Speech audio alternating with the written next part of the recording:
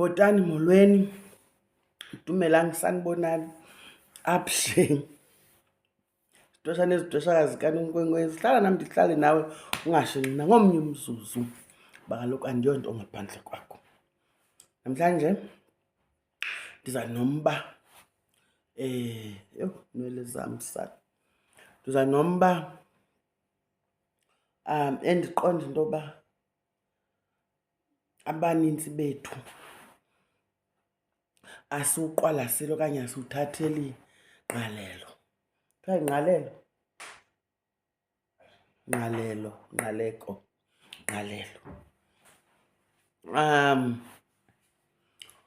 Naku kusenzeka.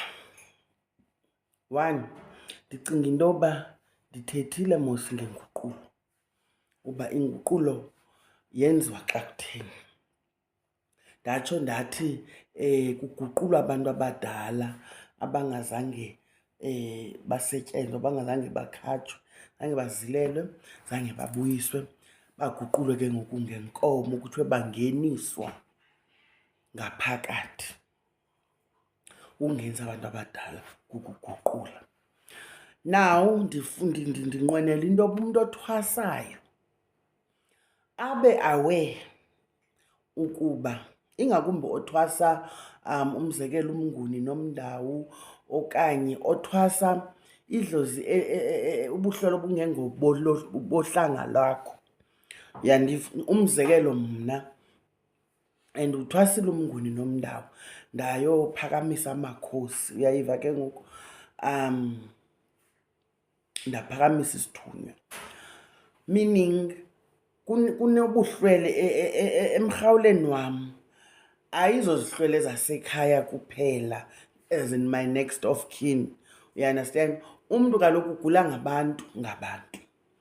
But umntu nomntu kunobuhlwele bakokwenu, utamkhulu, ngukhokho, ngumakazi, ngumakhulu, ukhokhokazi, njalo njalo. But baligazi lakho. Ithi kanti wena ugula ngabo, uyayiva ke ngoku, uthwasela bona. Umzekelo, like xa ndithanda ukwenza umzekelo ndithi imarathon, xa kubalekwa imarathon, there is that guy ophethe ibaton. Uzawubaleka alijikeleze ibala, afike kwi-finishing line, kukho omnye ozawuthatha le baton. You understand? Naye ajikeleze, mane kupaselwana ngale baton. Intwaso ke injalo nayo. Ngumntu owayephila, mhlawumbi yena ngelakhe ixesha zangathwase, unqwenela into yoba wena ke usowumthwasela naye. Omnye wayethwasile, ufuna ugqithisa isiphiwo sakhe kumntu osaphilayo. So esi siphiwo sifanise nebaton, you understand?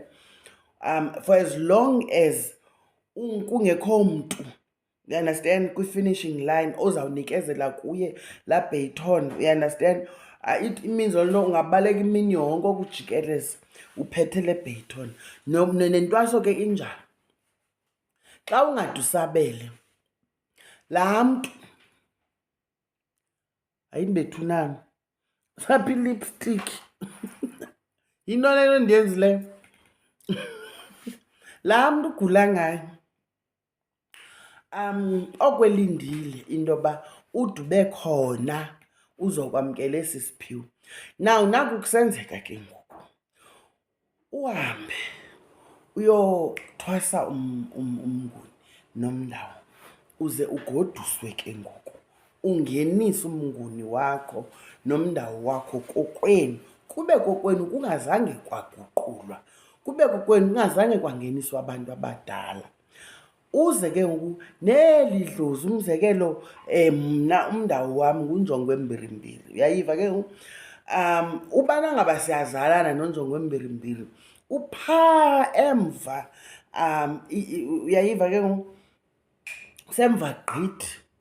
But ndinayo into ethi andizalani naye, into kunayo mos uMndawu uyakwazi uthi kanti esi siphiwo usinikwa ngumntu esinothi wayesolusa apha ekhaya, okanye yayitshomi katamkhulu babephangela emayini bonke bencedisana ngokunyanga. Uyeva ke ngoku abone into yoba tshini nanku umntwana wetshomam, mandimongezele kwesi siphiwo anaso.